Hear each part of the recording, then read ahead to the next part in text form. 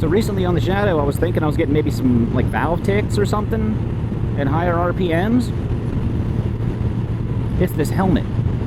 Like, I can hear it now. What the heck is that?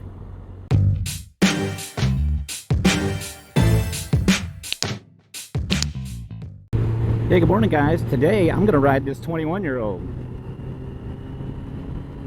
I'm talking about the bike. What are y'all thinking?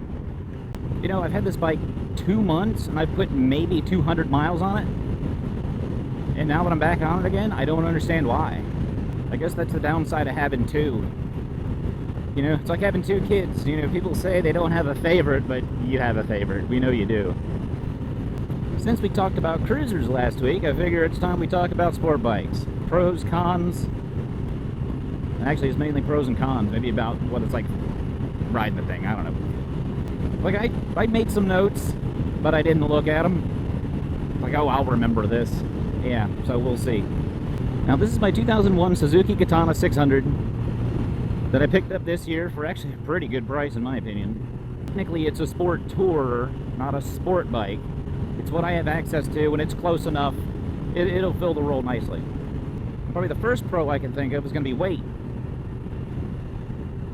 Typically, sport bikes are going to be a lot lighter than their cruiser counterparts. That means they're going to be a lot easier to handle. You're going to accelerate faster, brake faster, and as far as any emergency maneuvers, it's going to be a lot easier to deal with.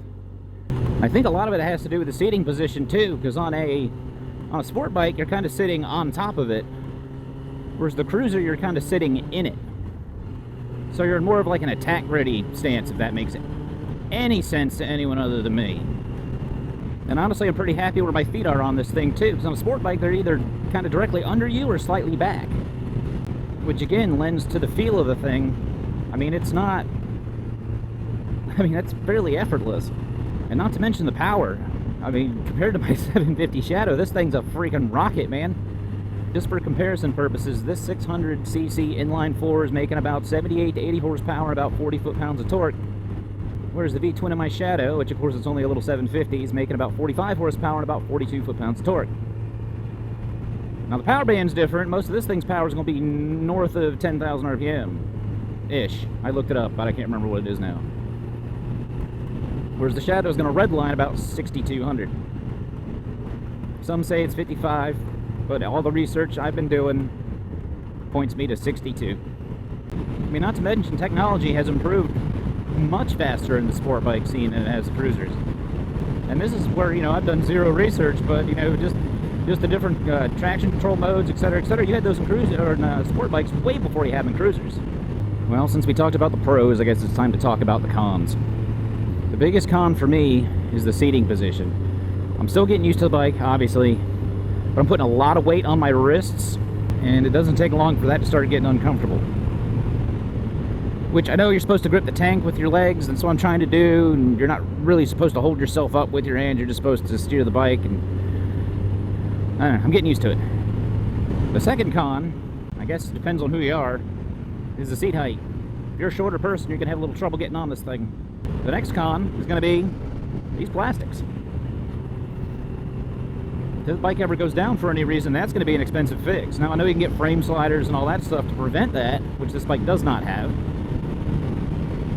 This bike, best I can tell, is 100% stock, minus the double bubble windscreen I put on it, which is fantastic. And as far as doing any maintenance on the bike or anything where you got to get to the engine, which that's pretty much a bike, is just a frame and an engine, two wheels under it, you have to take half the bike apart to get to it.